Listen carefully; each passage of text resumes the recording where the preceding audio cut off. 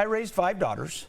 And I'll tell you what, women, in my humble opinion, particularly if they're a congresswoman, need to dress respectfully and professionally.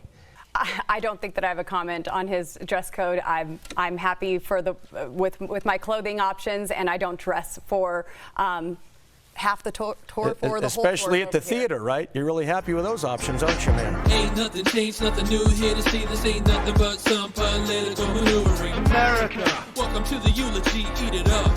It's called political buffoonery. Hey there, everybody, and welcome to This Week in DUMBmocracy, where we showcase some of the dumbest newsmakers of the week.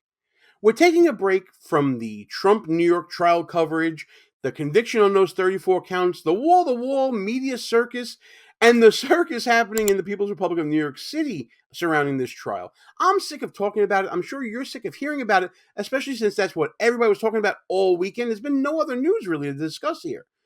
But there are elections happening in 2024 outside of the presidential race that are just as significant, in my opinion. And I'm talking about the race to see who's going to control Congress beyond the 2024 election. Right now, Republicans hold the slimmest of margins in the House of Representatives. And when you have a case like this, every seat in every election matter, especially primary elections, to see who's going to be the nominee from the Republican Party or the Democratic Party running for these seats. Which brings us to Lauren Boebert, who is running for re-election in the fourth Congressional District. She's moving districts from the third that she currently represents into the fourth district, which is seen as a much safer Republican seat. Carpetbagger. But she's facing several challenges in a primary happening this week, and the question becomes, does Boebert have too much election baggage to be the nominee for that seat so she can be reelected to Congress? We're going to discuss this in terms of looking at a recent debate that happened in Colorado. But before we get to that debate, please subscribe to the channel, hit that notification bell so you don't miss any of the shows. And if you like what you see and hear in this or any other video on the channel, you guys already know what you got to do. You got to smash that thumbs up button, like, comment, share the show with your friends, all that good stuff, because all that feeds the YouTube algorithm. Just feed it. Thank you guys so much for all that you do and helping to grow the channel. I really appreciate that. I'm sure you know that already. We're on the road to 2,000 subscribers, so if you're one of those newbies that happen to find our little political channel, I hope you stick around and subscribe to the channel. I hope this video earns that subscription as we talk about Lauren Boebert and the headwind she is facing towards gaining re-election to the House of Representatives. Boebert faces some significant problems from her own side of the aisle, as highlighted in this debate. We're going to focus on 3 issues that came up during this debate that was held on an NBC affiliate in Colorado. The first issue is whether or not Boebert is a carpetbagger and jeopardizing the chances of keeping a relatively safe Republican seat by moving districts from the 3rd district to the 4th district. Let's see what her answer was concerning her electability from the moderator. In Colorado's 3rd district, we did have a very close election, but we also had 50,000 Republicans not show up to vote. And maybe it's because those Republicans were frustrated at other elected Republicans who have failing conservative records, who refuse to stand with President Trump, and they felt abandoned statewide and nationwide. But no matter what, this is the time for us to show up and get out the vote. I do not believe me being here is making this a vulnerable seat. This is a huge move for conservatives in Colorado. So just to be clear, Ms. Boebert, you blame Republican voters for the fact that you nearly lost a safe seat and not your own conduct. What? No, I just meant... Very good question by the moderator. That was sort of some tortured logic there from Boebert, wasn't it? 50,000 Republicans stayed home in her old district, the 3rd district, and made that seat that was relatively safe very close. And she blamed that on wishy-washy Republicans that didn't support Trump? Wasn't Boebert's name the one on the ballot? If they stayed home, if 50,000 Republicans stayed home, maybe that was a sign of displeasure or being disgusted with Lauren Boebert and who she is and what she's done in Congress, or what she hasn't done in Congress. Some very tortured logic there, blaming other Republicans for failing to bring out the vote for her election. Kind of weird. Just saying. When 50,000 Republican voters do not show up and think that their vote does not matter, that does make an impact on elections. That's why we have get out the vote campaigns, and that is why we need to start collecting ballots and follow the rules that have been put in place by Democrats so we can start winning elections again. I see what she's saying now. She's saying that people didn't turn out in 2022 because they felt like their vote didn't count. They were disenfranchised because of the 2020 election. I get what she's saying here. But again, as a candidate, it's your job to get out the vote. That's literally your one job. So if you're not motivating people to show up to the polls and their own apathy is defeating you essentially, that says something about you as a candidate as well. I get she was blaming other rhinos, maybe she wants to call them Republicans in name only or something like that. But at the end of the day, the buck stops with you. You're the one that's got to bring out the vote. And if you don't do that, then you don't win. In the 3rd District, I campaigned hard, I governed well, I govern as I campaign. I have bipartisan work, and I have passed more legislation out of the House in this Congress than any other member in the Colorado delegation. I am proud of the work that I've done serving my constituents in the 3rd District and serving the entire state of Colorado. Nice recovery there. I gotta say, it was a good answer. We're going to talk about her job performance in the next part of the video. But let's hear from some of the other candidates out there that are running against Lauren Boebert. We're talking about the safest Republican seat in Colorado's congressional delegation. Can you specifically outline for voters what you are talking about when you're referring to Ms. Boebert's drama and divisive antics? And do you really think it could lose a safe seat like this? I do think it is vulnerable. I think the day of that will never happen in Colorado is long gone. And I think it's time that we have someone in this seat, which is one of the reasons why I'm running, where we can rebuild the party, where we can make it the big tent again. We can invite people to join us, and we can persuade our neighbors that we don't see them as the enemy. We see them as someone we want to represent and help solve the issues that are important to them. So that candidate wanted to highlight Boebert's baggage that we alluded to in the opening segment. The fact that she is pretty divisive nationally, and that there is a lot of drama surrounding her, as we've covered on the channel before. Let's continue and hear what these candidates have to say. I want to give Ms. Boebert an opportunity to respond after I ask the rest of you for a show of hands on this question. Who here believes that if Republican primary voters nominate Ms. Boebert, that she could realistically lose in November?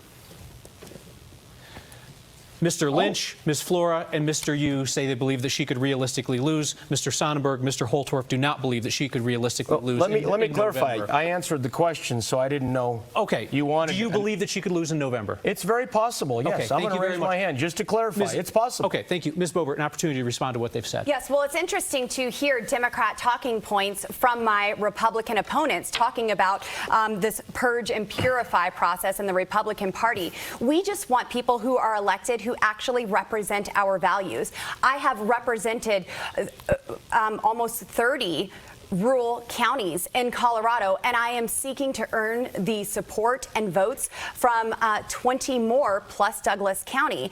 And having that on the ground work has shown so much unity in the Republican Party and bringing unaffiliated voters on our side. Having bipartisan legislation, having good governance in Washington, D.C., opening up the House floor for amendments to empower representatives to represent their constituents, and even working with our state's senators to get legislation across the line. I do not believe that I will make this seat vulnerable. This is a Republican district, and they want a Republican who has a 100% conservative voting record, as I do. Now, this is interesting. This is the tension between partisan purity and pragmatic leadership. Lauren Boebert seems to think that she's the full package here and that she is 100% conservative based upon her record, and that she's also gotten things done. Let's explore that a little bit further.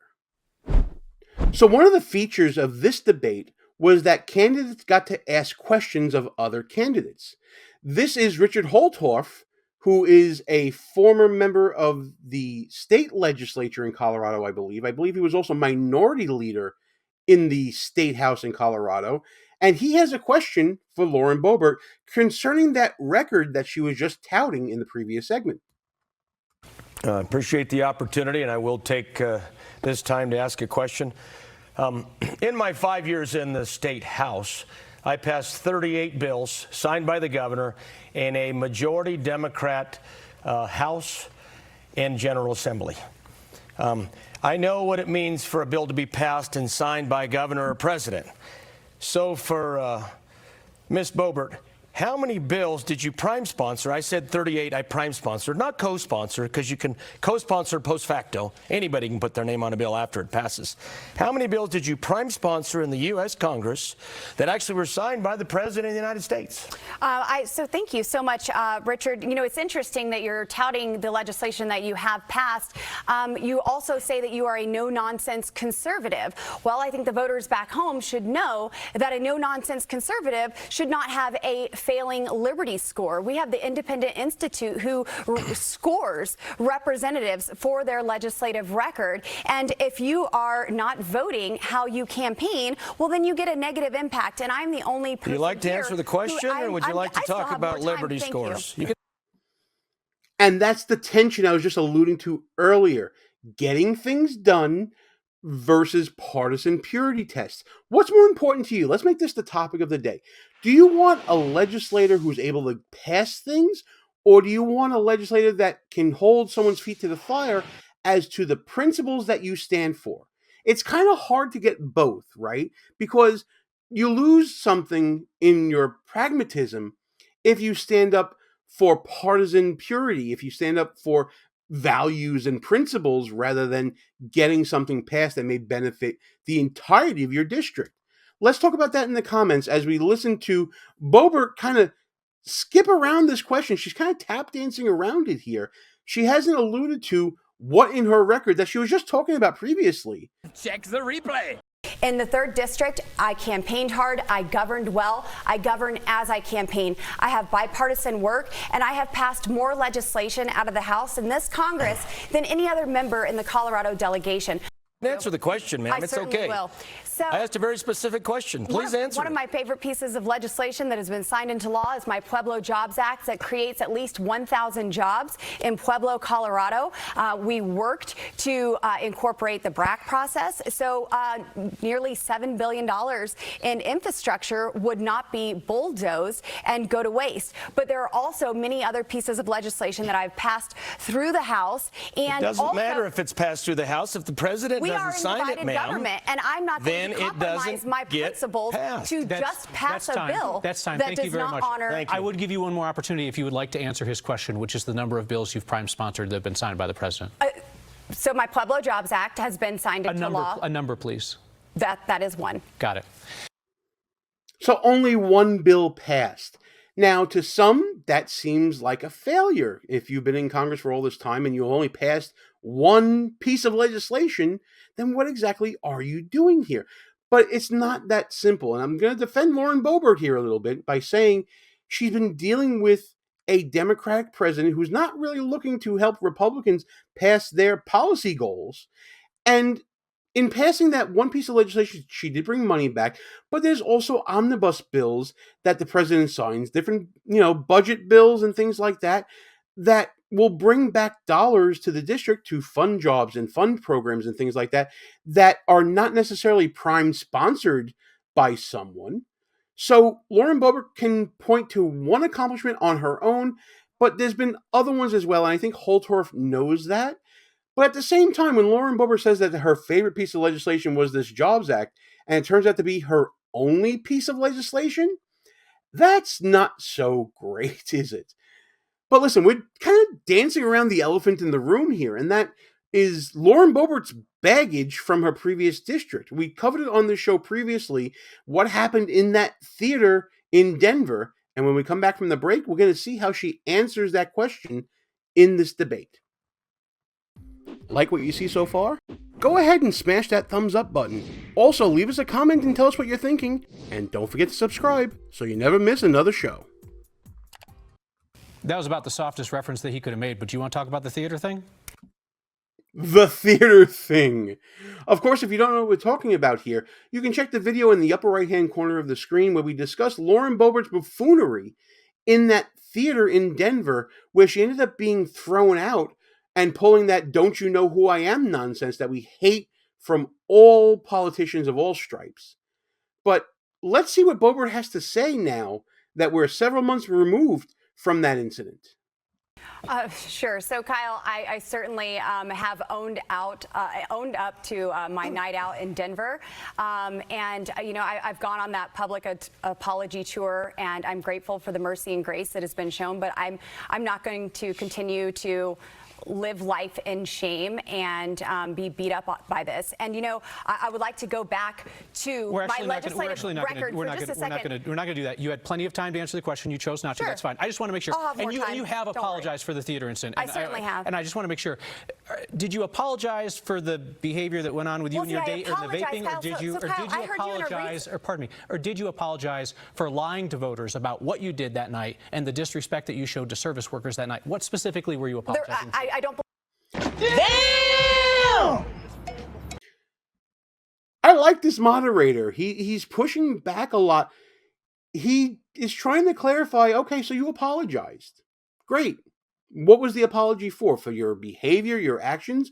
For lying about your actions? Because as we all know from studying political buffoonery, it's not necessarily the act that people dislike. It's the cover-up after the act that people just can't stand, that you treat them for fools and idiots and buffoons themselves. Lauren Boebert did that in this incident in that theater in Denver. So I'm interested to hear what she has to say about that. I believe there was disrespect. There were things that were absolutely taken out of context. There's video of your interactions with service workers. I'm asking, right, are you apologizing for the lying to voters, that I or flipped the someone off, and I did not. So, I mean, I think it's been very mischaracterized. I'm apologizing for you, Kyle Clark, getting footage and releasing that. And people seeing this in a very private moment. Certainly. It was very important to figure out whether you were telling the truth you just had or an whether a interview public recently with agency was lying about your conduct. You just had an interview with CityCast Denver, and you were saying how disgusting it is to record someone without their knowledge. Let's talk about the use of earmarks in Congress. You did that very same thing and released it. Okay, so there's a lot of crosstalk there between the moderator and Lauren Boebert. She called it a private moment. You're out in public, ma'am. There are cameras everywhere. It wasn't a private moment where you were just caught on tape doing something wrong, caught in the act. You're out in public in a building where there are cameras everywhere.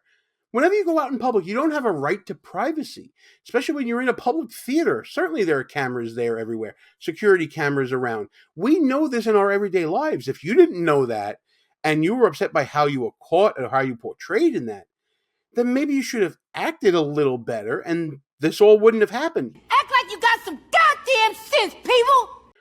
Ultimately, voters will go to the polls and they'll pick whoever they want to. I know that Boebert has been endorsed by both the House Republicans as well as by the Colorado GOP for this particular seat.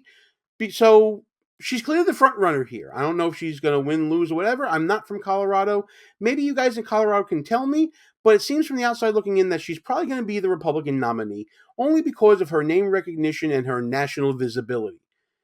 But will that same name recognition and national visibility hurt Republicans in the long run as the House clings to a Republican majority? Now, the seat is pretty safe. It's a majority seat that is like unaffiliated, then Republican, then like about 17% Democrat. So I don't expect her to lose necessarily, but man, oh man, is Lauren Boebert's presence making it tough for Republicans to hold on to the House? I leave that for you to discuss in the comments here, which I hope that you will join me in. Please leave a comment about all of this. Let's get into them together. And as always, like and share the video with your friends. Subscribe to the channel. Hit that notification bell so you don't miss any of the shows. Let's talk about whether Lauren Boebert is the best to represent Colorado in Congress and all the other shenanigans and buffoonery happening every day this week in DUMBmocracy.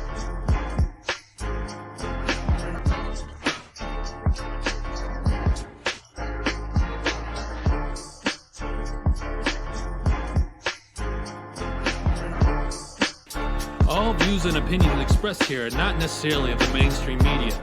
and may offend some listeners. It's called political buffoonery.